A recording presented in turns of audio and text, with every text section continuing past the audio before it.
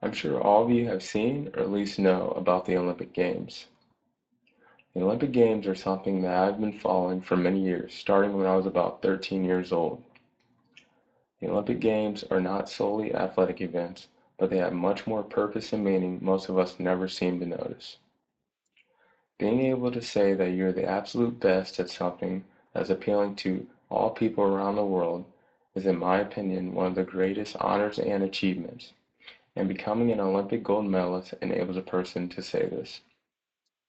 Today, I will first talk about the history of the Olympic Games, then how the Games have a positive effect on the host country, and finally, I will provide information of the upcoming Games of 2014 in Sochi, Russia.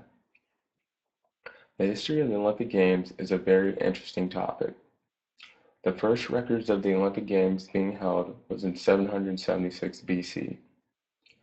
According to Olympic.org, there are 6 original Olympic events, which are jumping, discus throw, wrestling, pancration, which is similar to UFC, and equestrian events which involve chariot racing and horse racing. Olympic.org also stated that back in the early life of the Olympics, all free men were allowed to participate in the Olympic Games, regardless of their social status. If a person was a great Olympic athlete, they were treated like a god. Although nowadays almost all the focus is always on the winner of the Olympic Games, there are things the Olympics do rather than just crowning the champions. The Olympic Games bring in tons of revenue for surrounding cities and the host country itself. Gordon H. Smith, a United States Senator from Oregon, talked about how the state of Oregon benefited from things such as tourism and helping transport people from Oregon to Vancouver, where the Olympic Games were in 2010. Vancouver is only 300 miles from Oregon, so this played an important role in helping Oregon collect benefits of the 2010 Olympic Games.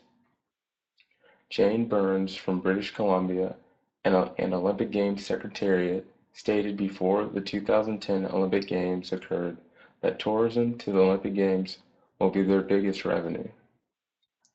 They were trying to show the world what Vancouver had to offer, and a good impression opened doors to more tourism, not just for the Games, but for years after. Now, leaving the money aside and getting back to the Games. The 2014 Olympics will be held in Sochi, Russia. This will be the 22nd Winter Olympics event. According to Olympic.org, the Sochi 2014 Olympic Torch Relay began in Moscow on October 7th and will end in Sochi, Russia on February 7th for the opening ceremony. This 123-day journey of the torch relay is approximately 65,000 kilometers around every region of Russia, carried by more than 14,000 torch bearers. The torch will visit important historic cultural areas all throughout Russia. With the addition of the Winter Olympics in 1924, they now have 15 events ranging from biathlon, which is cross-country skiing combined with rifle shooting, and is the #1 televised winter sport in Europe, to skeleton, which is similar to luging, except the competitor rides face first down the course. In conclusion, the Olympic Games are simply more than just sporting events. They have a deep history in mankind, and they are very profitable to the host country and areas around it.